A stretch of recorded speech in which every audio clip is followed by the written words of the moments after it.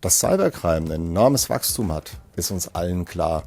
Aber jetzt kommt noch KI dazu. Wird es dadurch noch schlimmer? Oder hilft uns KI vielleicht sogar, das Böse zu entdecken? Mittlerweile habe ich den Eindruck, dass alles gefaked werden kann. Videos, Bilder, E-Mails, selbst Personen in Videocalls. Aber was bedeutet das für Unternehmen? Und was, Mensch, ärgere dich nicht, mit Cybercrime zu tun hat, das erklärt mir heute mein Experte, der sich von Berufswegen mit E-Mail- und Telefonbanditinnen beschäftigt. Ja, der arbeitet nicht bei der Polizei, sondern bei uns in der Bank. Mensch, ärgere dich nicht und Cybercrime. Ja, was das miteinander zu tun hat, Heiko, das würde ich auch mal gern wissen. Hilft das dir, die böse KI zu entdecken? Ja, Jürgen, also zum einen ist Cybercrime kein Spiel, sondern eine Industrie. Und zum anderen werden wir heute mal ein paar Methodiken ausprobieren, um zu verhindern, dass man selbst gefaked werden kann. Und wie soll das gehen? Ja, ich habe dir hier mal eine kleine Überraschung mitgebracht. Ich liebe Überraschungen. Wir haben hier mal mit ein paar einfachen Mitteln versucht, deine Stimme zu faken. Ich spiele das jetzt mal ab. Ja. Hey Leute! Viele von euch fragen mich oft, wie ich es geschafft habe, meine Finanzen in den Griff zu bekommen und meine Träume zu verwirklichen. Heute möchte ich euch einen meiner wichtigsten Schritte auf dem Weg zur finanziellen Unabhängigkeit vorstellen. Das Investieren. Das bin ich. Ich fand es sehr, sehr nah dran, aber hier wurde gleich gesagt, das ist nicht deine Stimme. Nee. Ja, weil der kann ja gar kein Hessisch. Ja. So, hey, Also Leute. aber die Stimmfarbe stimmt schon, finde ich. Der Dialekt ist das Problem bei dir. Und das ist auch gleichzeitig, haben wir jetzt rausgefunden, ein relativ guter Schutz, deine Stimme zu faken. Jetzt habt ihr aber trotzdem mit meiner Stimme versucht, einen anderen Text hinzubekommen. Wo habt ihr meine Stimme her?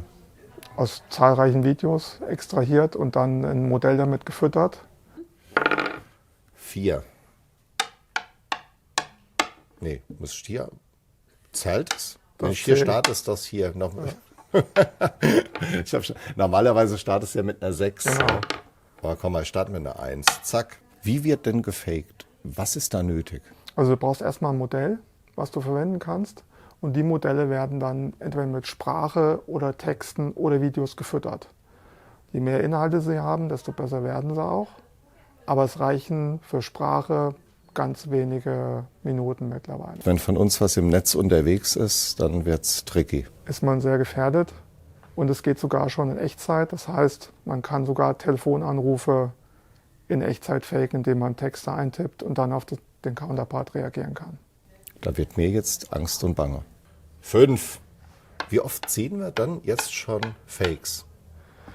Wir sehen tatsächlich schon Fakes. Die AI hat schon in die ganze Cybercrime-Industrie seit längerer Zeit Einzug gehalten.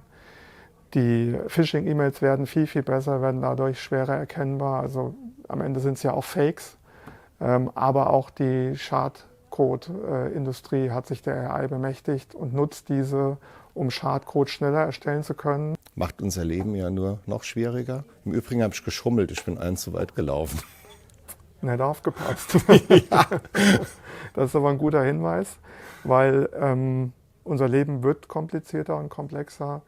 Aber solche Dinge, das ist der beste Schutz. Man muss einfach ständig wachsam sein in der digitalen Welt. Wenn man dann wirklich mal einen Verdacht hat, dass ein Telefongespräch gefaked sein könnte, dann gibt es ein Mittel, den Anrufer zu irgendwas zu verleiten, was nicht der Normalität entspricht. Ich muss würfeln. Du musst würfeln. Ja, Und eben. ich stelle die Frage. Ja. Es wird auch schon in Videocalls gefaked. Wie kann ich mich da besser schützen? Ja, leider gab es da schon Fälle und ich habe einfache Schutzmittelmaßnahmen mal mitgebracht. Zum einen das hier Ein und Notizblock. zum anderen das hier. Was kann ich mit dem im Videocall machen? Ja, du könntest dir zum Beispiel ein Post-it, was auf deinem Schreibtisch liegt, an die Stirn kleben. Also wenn mein Chef mit im Call ist, der wird mich wahrscheinlich für verrückt halten. Ja? Es Aber ist ein super Mittel, um zu verhindern, dass man halt gefaked wird, weil das einfach die Sprachmodelle so nicht abbilden können. wie oft ziehst du bei Videocalls diese Brille an? Nie. Im nächsten werde ich dich drum bitten, ja. Ja, es gibt ein sehr, sehr einfaches Mittel und das ist einfach den Gegenüber bitten, die Hände zu heben und vorm Gesicht zu verschränken. Genau, das ist momentan einfach nur ein einfaches Mittel, was Stand heute funktioniert, um zu erkennen, dass es kein Fake-Video ist, dem man ausgesetzt ist. Dann würfelst du mal. Wie hilft uns jetzt die KI, das Schlimme oder Böse zu verhindern? Und natürlich kann die künstliche Intelligenz auch dafür eingesetzt werden, Filter zu verbessern, auch Angriffserkennungsmechanismen zu verbessern. Und da sehen wir aber auch bei den Herstellern schon sehr, sehr viel Fortschritt, dass wir da halt nicht schutzlos der Cybercrime-Industrie ausgesetzt sind. Du willst jetzt eh eine 5. Ja, so sieht's aus.